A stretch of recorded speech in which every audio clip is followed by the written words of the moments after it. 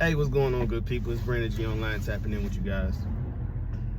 So I just came from under my truck doing some repairs on one of my semi trucks.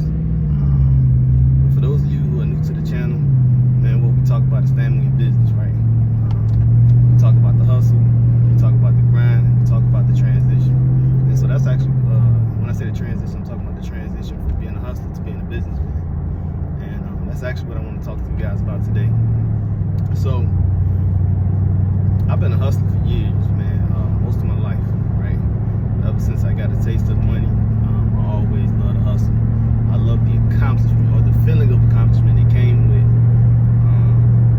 just putting a goal out there, executing that goal, and watching the benefits of the execution of that goal, right?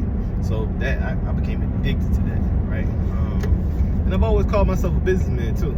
And I am in a sense, but I'm not in another sense. I'm gonna explain to you what I mean by that. So the problem with being a hustler and being a businessman is when you're doing both, you're not doing one correctly. And usually you're not being a businessman correctly. And so what do I mean by that? So, you know, I used to have this stereotype of think that you couldn't, if you start a businessman, you can't get along, right? And that's so far from the truth, it's not even funny.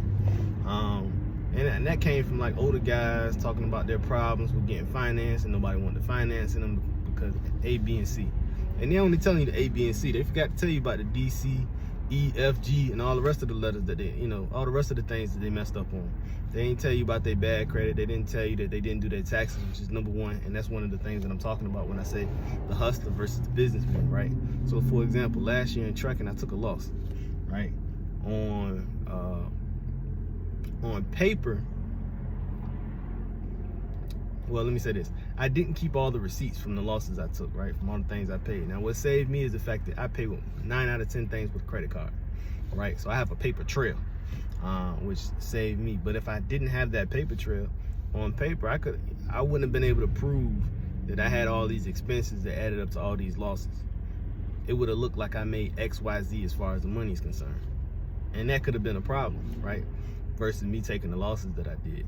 And that's what we do a lot when it comes to the transition. So when it comes to the transition, it's bothering me. From being a hustler to being a businessman, there are things that you can't cut corners on, right? When you're a hustler, man, you know the numbers make sense, right? You know the numbers.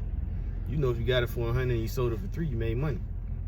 But when you are a businessman, yeah, you might have bought it for 100, you might have sold it for 3, but now you have to show those profits to the IRS and to other organizations like banks when it's time to get those loans, right? So my message to you today is, man, for all my hustlers out there, work on transitioning from the hustler to the businessman, right?